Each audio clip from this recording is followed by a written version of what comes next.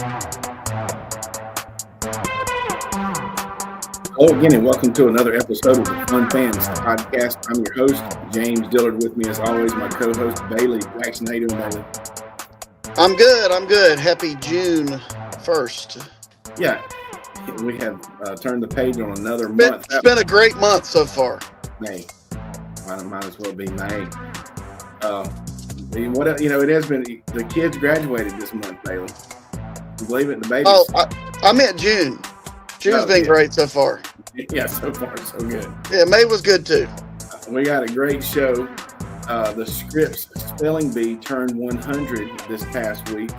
We have to talk about that. College baseball, college softball are hot topics, and we'll do some comparing pros and cons type. But first, the Fun Fans are a proud part of the Greenville Sports Media Podcasting Network. If you're a true sports fan, Greenville Sports Media is perfect for you. Find various nationwide podcasts, the latest articles, and other sports media at greenvillesportsmedia.com. Who can also be found on all forms of social media, just like the Fun Fans. The Fun Fans Podcast is the official podcast for Clemson fans. And Reuben's Food, Sports, Spirits, and Catering, the best wings around with 2 locations in the upstate. That's at 1083 Batesville Road in Greer and 11028 Anderson Road in Piedmont. That's also an official place to eat for all fun fans. You can find them at ReubensC.com. Reuben's is a great place to eat, great wings. And, actually, I may be over that way this week. It's the BMW's charity pro-am at Thornblade. And, that's right around the corner from Reuben's. Yes, it is. We made an appearance there a couple of years ago. Was that 2 years ago? It was. And I have not gotten a call yet, but I'm sure I will, that there are some tickets available. And actually, my daughter's company is involved with this tournament. So there you go. Our daughters have companies now instead of she does. Yep. Yeah, instead of whatever else they used to have. All right. Well, speaking of we have to start the show off the 100-year birthday, anniversary, whatever you want to call it, of the Scripps Spelling Bee. Baylor, are you a Spelling Bee watcher? I'm not a watcher, but I'm a former contestant as a young man. Seems like I always make it near the finals of my class, but never advance any farther. Never advance too far. Well, we enjoy watching the Spelling Bee. Those kids are something else. I mean, they just got to give them some props. So I'm about to put the word. If you're just listening, you gotta check out the video, because I'm sure I'm going to mispronunciate this word, which was the winning word for Faison Zaki. I probably mispronounced his name, but let me take a stab at this word. Eclaircissement. Eclaircissement. What do you think? Well, that accent on top of the E. I took French. Eclaircissement. Eclaircissement. I've never seen that word before. Ever in my life. But my man Faison is what we're going to call him, a 7th grader from Dallas. That's the word he spelled correctly to win the 100th Scripps National Spelling Bee on Thursday. Last year, he only came in 2nd. So my man's 13 years old, and he won it. 9 finalists competed for first place on Thursday out of the field of 243 who made it to the national contest. This year was in Maryland on the 100th anniversary. Eclaircissement. I have never seen that particular word. I did not know that was a word. But the next time I play Scrabble and I have way too many tiles and not enough space to even put that word on a Scrabble board, probably. Keep that one in mind. Well, congratulations to Faison. Yeah, way to go, Faison. Way to go. All right, so what else is going on? We had a couple of graduations. So yeah, a little pomp and circumstance. We talked about that a little bit past couple of shows. Are there any highlights from Clover's graduation where Witt received his high honors of more than just a high school diploma with all his cords and stuff? Yeah, I mean, he was look, This is my 10 seconds of bragging. Okay. There. Highest honors, multiple chords, and he was a completer in the business career track, the sports medicine career track, and something else. So he was a Spanish Honor Society, yada, yada, yada. He was awesome, and he had a great high school 4 years, and he is moving on to Tiger Town. He's actually in Cherry Grove, finally made it there today with half the other graduators from Clover. From Clemson. Yes. Very good. So at my daughter, Grayson, we've shown these pictures on the last show. So all the pictures and stuff are over.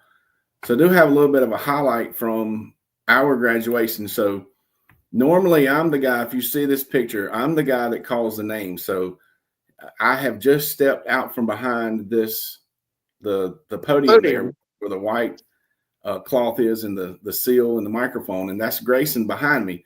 Normally, I'd call the name and the kid would walk past me on my left and that would be that. They'd go get their diploma from our principal. But this had kind of a surprise for Grayson. We're just going to skip to the next picture. I just started walking out there and she's smiling. You can see she's smiling in the background there. And thanks to Jessica McCraw, our assistant principal, who volunteered to call a few names while I was able to actually present my daughter with her diploma.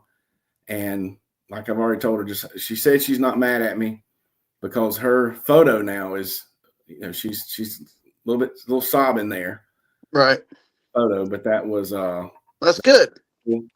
Really cool. A huge honor for me, very special for me. Thanks to Mr. Armstrong too for allowing me to do that, for stepping out just a little bit and letting me do that. So that was the highlight.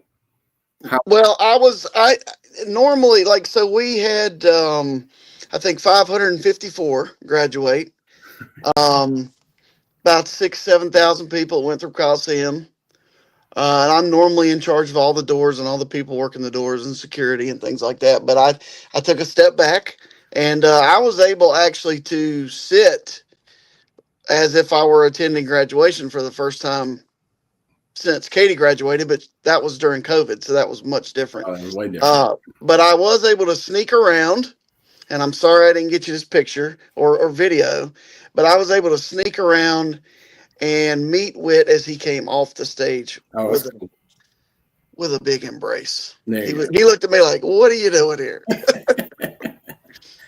Yeah, it's pretty neat to, when your kid goes to your school, able to do a few special things. And we're going to move on before I start crying because I won't be able to do it next year. As Bailey has said, Grayson and Whit both are heading to Tiger Town in just a couple weeks here, about 2.5 weeks. It's sneaking up on us, Bailey. Yeah. Well, I mean, it's longer than 2.5 weeks, isn't it? I don't think. Maybe 3. Yeah. Well, he's going to be gone all week this week, so.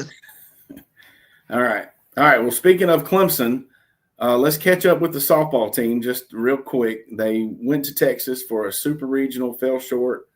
Great effort. Played really, really well against a really, really good team. I think that Texas team beat, the long-standing titans of girls softball, the Oklahoma Sooners, recently. Yeah. I don't know where everything stands with that, but very, very proud of the girls softball team. And Brooke McCubbin, who is a former podcast guest, is just, she was a key player in everything they did. I don't know if she would start, but she would come in regular every game. Yeah, they had the same kind of rotation every game, and she was a very important piece. Right. She got picked up by a league. I don't know how professional that is, but she did get picked up by a post-college softball team. So look forward to following her career as she goes, and we appreciate her being on the show for sure. And so we take a little pride in that for sure, and in her success. So speaking of success, not counting today, moving on to Clemson baseball, we back up, hadn't done a show in a couple of weeks, did well in the ACC tournament, made it to, this team unfortunately got a certain identity of playing well or getting hammered. So they can make it to the finals of the ACC championship and get hammered. And then this weekend, the host of regional, which is great. The fans, I mean, they're rocking it. It's a great experience for.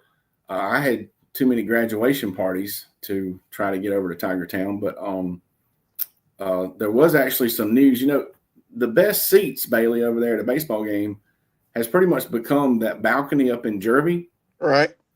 And I saw this on Barstool Clemson.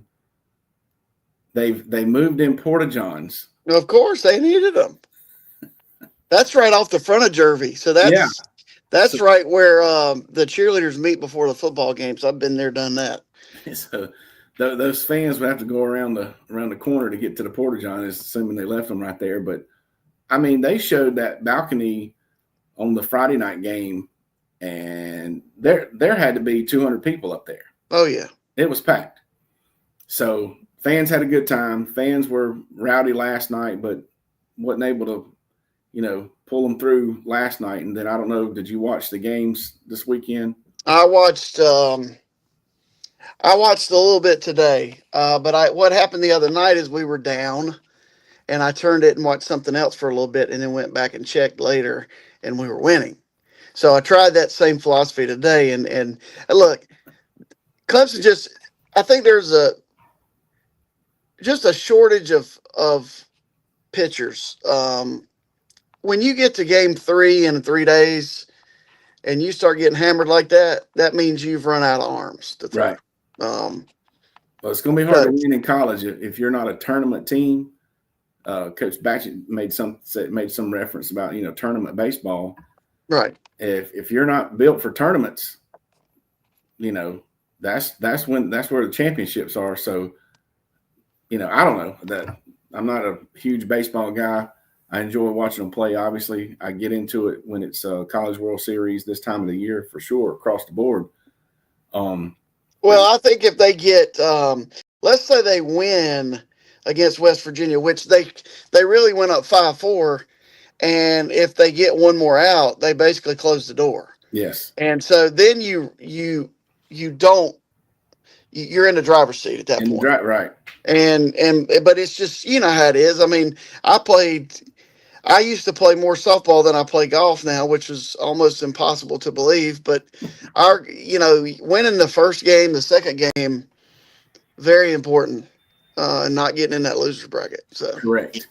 Very, very important. I heard a statistic.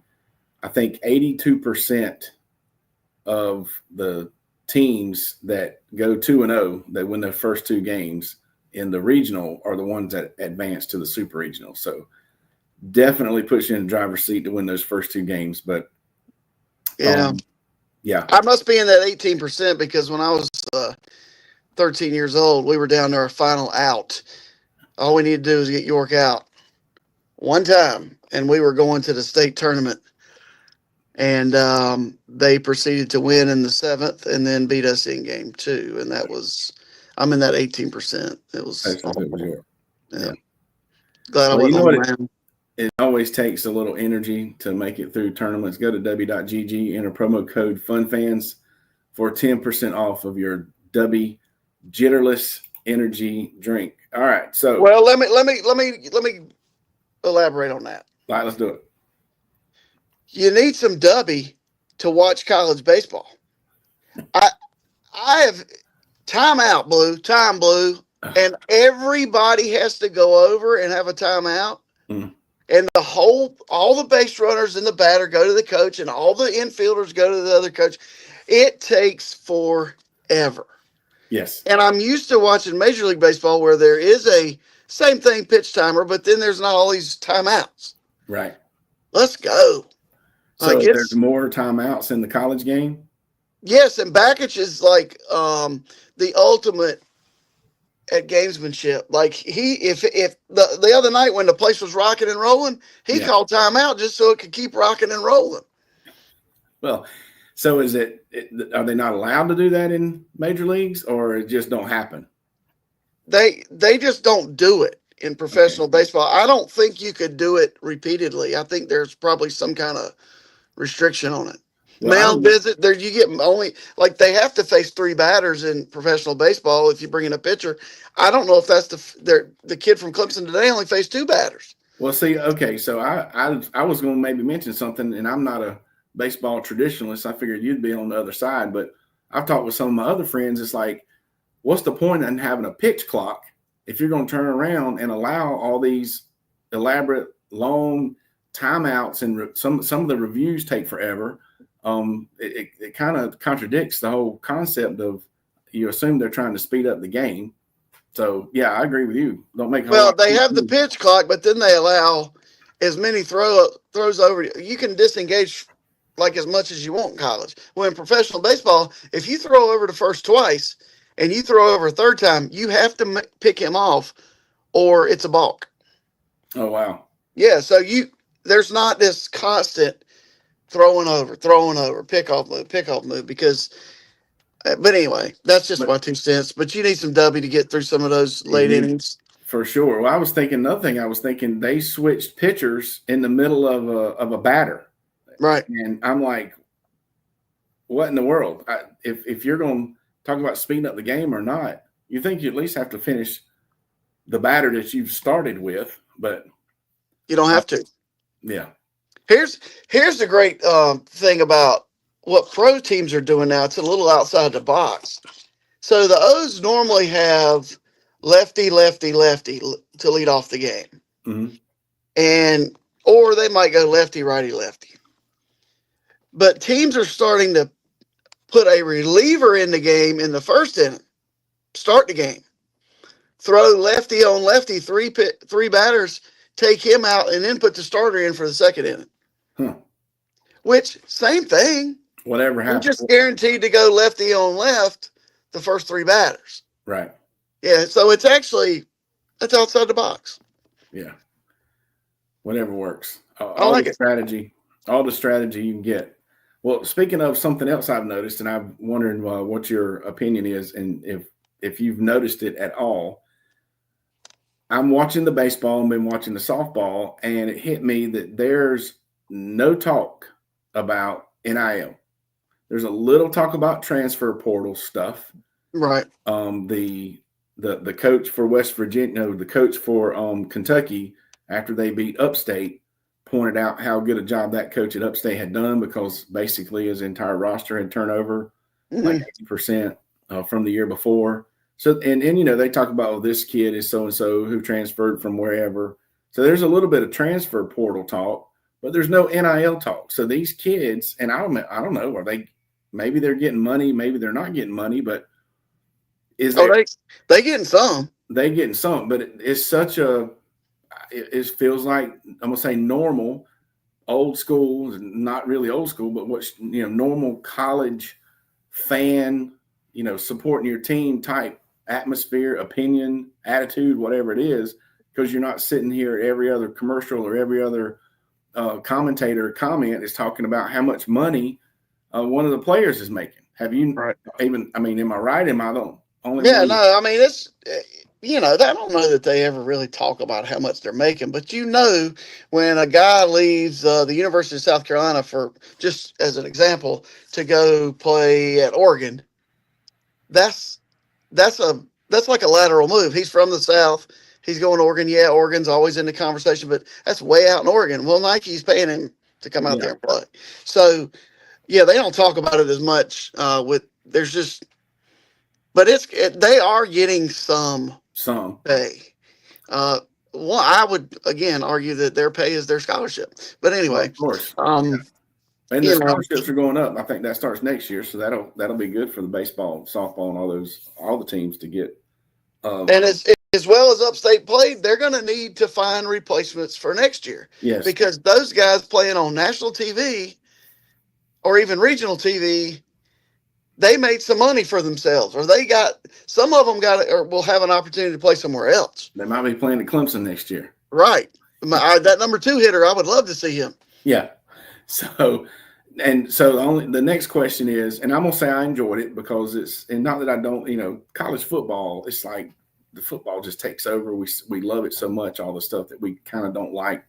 We were worried about it being a thing. Maybe it's not a big a thing, but I do enjoy when it hit me. I'm like, yeah, I've enjoyed not having to, that is part of the conversation. And then I started thinking about why, if whatever they are getting paid is probably not nearly as much as some of the football and basketball players. But the other thing is, if you're really good in baseball, you can go pro. There's kids that go straight out of high school. You might, if you're good enough, you go 1 year in college and you're gone and all this. Nope, you can't do that. You can't do that. You got to, once you go to college, you got to play 3 years. 3 years. Yep. So it's either straight out of high school or 3 years in college. Yep. No, maybe there goes some of that reasoning, except for the unless you go once you've done 3 years. So there's a junior college rule. So if you go to junior college, I think you can go after your second year of junior college.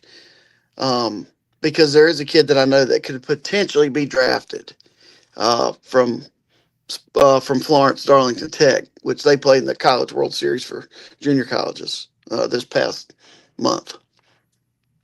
Well, there was half of that theory, but the other half, I guess, is just that they're not getting paid as much, or some of the ones that are really going to go pro, they went straight out of high school. These kids know they got to play 3 years, whatever. So right.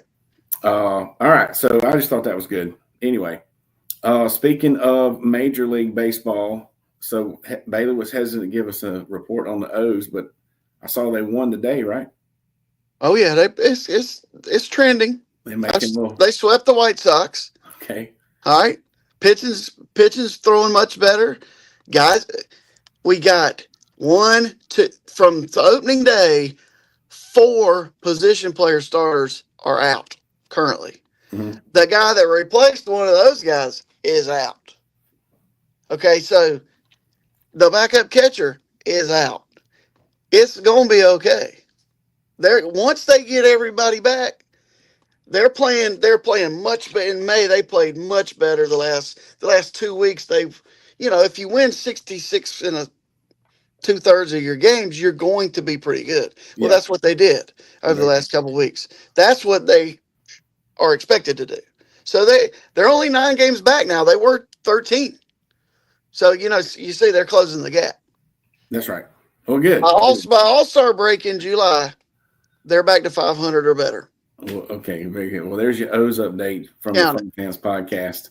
All I saw was the ticker today. July 11th. Check me out. I'll be up there on television. All right. Yeah, I told Whit we're going July 11th. And to Baltimore, to a game up there. Yes, we are lucky enough for one of Whit's graduation presents from one of my first cousins is a trip to Baltimore to the game.